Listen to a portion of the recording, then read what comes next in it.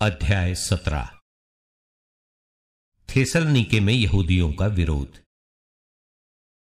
वे अम्फीपोलिस तथा अपोलोनिया पार कर थेसलनीके पहुंचे, जहां यहूदियों का एक सभागृह था। पौलुस अपनी आदत के अनुसार वहां उनसे मिलने गया। उसने 3 विश्राम दिनों को उनके साथ तर्क वितर्क किया और धर्मग्रंथ की व्याख्या करते हुए यह प्रमाणित किया कि मसीह के लिए दुख भोगना और मृतकों में से जी उठना आवश्यक था। उसने यह भी कहा, यही ईसा मसीह हैं जिनका मैं आप लोगों के बीच प्रचार करता हूं। उनमें कुछ लोगों ने विश्वास किया और वे पौलुस तथा सीलस से मिल गए। बहुत से ईश्वर भक्त यूनानियों और अनेक प्रतिष्ठित महिलाओं ने भी यही किया। इससे यहूदी ईर्ष्या से जलने लगे और उन्होंने बाजार के कुछ गुंडों की सहायता से भीड़ एकत्र की और नगर में दंगा खड़ा कर दिया। वे पौलुस और सीलस को नगर सभा के सामने पेश करने के उद्देश्य से यासोन के घर आ धमके। उन्हें न पाकर वे यासोन और कई भाइयों को यह चिल्लाते हुए नगर अधिकारियों के पास खींच ले गए, वे लोग सारी दुनिया में शांति फैला चुके हैं और अब वहां पहुंचे हैं। यासोन ने उन्हें अपने यहां ठहराया। वे सब कैसर के आदेशों का विरोध करते हुए कहते हैं कि ईसा नामक कोई और राजा है। यह सुनकर भीड़ और अधिकारी उत्तेजित हो गए। उन्होंने यासोन और दूसरों से जमानत ली और उन्हें जाने दिया। बेरैया में भी यहूदियों का विरोध। भाइयों ने उसी रात पौलुस और सीलस को बेरैया भेजा। वहां पहुंचने पर वे यहूदियों के सभागृह गए। ये यहूदी थेसलनीके के यहूदियों से अधिक उदार थे। वे बड़ी उत्सुकता से सुसमाचार सुनते थे और इसकी सच्चाई की जांच करने प्रतिदिन धर्मग्रंथ का परिशीलन करते थे। उनमें बहुत लोग विश्वासी बन गए। इसके अतिरिक्त बहुसंख्यक प्रतिष्ठित गैर यहूदी महिलाओं और पुरुषों ने भी ऐसा ही किया। जब थेसलनीके के यहूदियों को यह पता चला कि पौलुस बेरैया में ईश्वर के वचन का प्रचार कर रहा है, तो वे भी वहां लोगों को उभारने और उत्तेजित करने आए। इसलिए भाइयों ने पौलुस को तुरंत समुद्र के तट भेजने का प्रबंध किया। सीलस और तिमथी वहीं रह गए। पौलुस के साथी उसे एथेंस ले चले और उसका यह संदेश लेकर लौटे कि जितनी जल्दी हो सके सीलस और तिमथी मेरे पास चले आए। एथेंस में पौलुस का धर्म प्रचार। जब पौलुस एथेंस में उनकी प्रतीक्षा कर रहा था, तो उसे शहर में देव मूर्तियों की भरमार देखकर बहुत क्षोभ हुआ। इसलिए वो न केवल सभागृह में यहूदियों तथा ईश्वर भक्तों के साथ, बल्कि प्रतिदिन चौक में आने जाने वाले लोगों के साथ भी तर्क वितर्क करता था।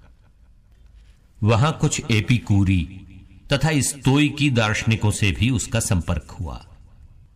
कुछ लोग कहते थे, ये बकवादी हमसे क्या कहना चाहता है। कुछ लोग कहते थे, यह विदेशी देवताओं का प्रचारक जान पड़ता है, क्योंकि वो ईसा तथा पुनरुत्थान के विषय में बोलता था। इसलिए वे उसे पकड़कर परिषद ले गए। उन्होंने कहा, क्या हम ये जान सकते हैं कि आप कौन सी नई शिक्षा देते हैं? आप हमें अनोखी बातें सुनाते हैं। हम जानना चाहते हैं कि उनका अर्थ क्या है, क्योंकि एथेंस के सब निवासी और वहां के रहने वाले विदेशी नई नई बातें सुनाने अथवा सुनने के अतिरिक्त और कोई काम नहीं करते थे। एथेंस में पौलुस का भाषण। परिषद के सामने खड़ा होकर पौलुस ने यह कहा, एथेंस के सज्जनों, मैं देख रहा हूं कि आप लोग देवताओं पर बहुत अधिक श्रद्धा रखते हैं। आपके मंदिरों का परिभ्रमण करते समय मुझे एक वेदी पर यह अभिलेख मिला, अज्ञात देवता को आप लोग अनजाने जिसकी पूजा करते हैं, मैं उसी के विषय में आपको बताने आया हूं। जिस ईश्वर ने विश्व तथा उसमें जो कुछ है वो सब बनाया है, और जो स्वर्ग और पृथ्वी का प्रभु है, वो हाथ से बनाए हुए मंदिरों में निवास नहीं करता। वो इसलिए मनुष्यों की पूजा स्वीकार नहीं करता कि उसे किसी वस्तु का अभाव है। वो तो सबों के जीवन, प्राण और सब कुछ प्रदान करता है। उसने एक ही मूल पुरुष से मानव जाति के सब राष्ट्रों की सृष्टि की और उन्हें सारी पृथ्वी पर बसाया। उसने उनके इतिहास के युग और उनके क्षेत्रों के सीमांत निर्धारित किए। यह इसलिए हुआ कि मनुष्य ईश्वर का अनुसंधान करें और उसे खोजते हुए संभवतः उसे प्राप्त करें। यद्यपि वास्तव में वो हम में से किसी से भी दूर नहीं है, क्योंकि उसी में हमारा जीवन, हमारी गति तथा हमारा अस्तित्व निहित है। जैसा कि आपके कुछ कवियों ने कहा है, हम भी उसके वंशज हैं। यदि हम ईश्वर के वंशज हैं तो हमें यह नहीं समझना चाहिए कि परमात्मा सोने, चांदी या पत्थर की मूर्ति से सादृश्य रखता है, जो मनुष्य की कला तथा कल्पना की उपज है।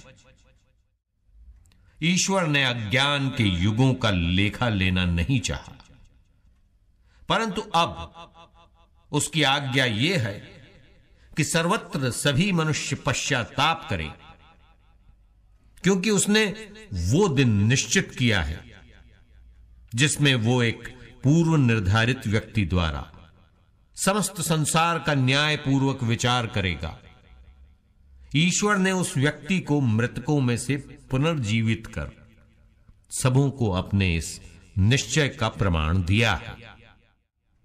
मृतकों के पुनरुत्थान की चर्चा सुनते ही कुछ लोगों ने उपहास किया और कुछ लोगों ने यह कहा, इस विषय पर हम फिर कभी आपकी बात सुनेंगे। इसलिए पौलुस उन्हें छोड़कर चला गया।